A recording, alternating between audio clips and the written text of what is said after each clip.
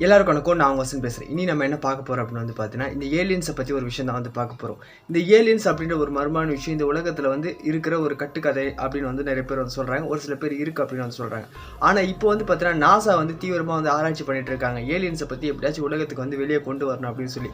ஆனால் அவங்ககிட்ட பல சீக்ரெட்ஸும் இருக்குது. ஆனால் அது எப்போ வெளியே சொல்ல போகிறாங்க அப்படின்றது தெரியல.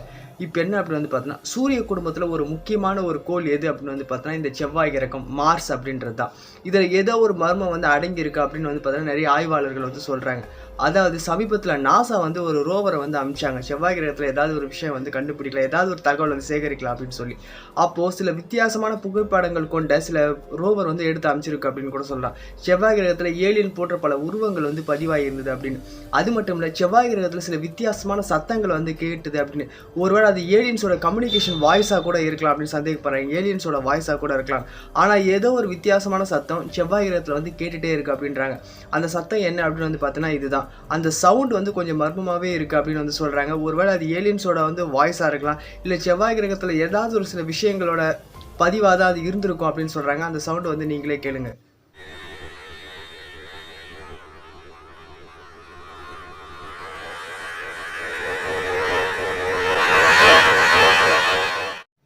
இப்போ பார்த்தீங்கன்னா அந்த சவுண்டு என்னவா இருக்கும், செவ்வாய் கிரகத்தில் கேட்ட அந்த அதிர வைக்கிற அந்த சவுண்டு என்னவா இருக்கும் அப்படின்றது தான் ஆய்வாளர்கள் ஆராய்ச்சி பண்ணிகிட்டே இருக்காங்கன்னு கூட சொல்லலாம். நிச்சயம் செவ்வாய் கிரகத்தில் ஏலியன்ஸ் இருக்கிறதுக்கு உண்டான சாத்தியக்கூறுகள் இருக்குது அப்படின்றாங்க.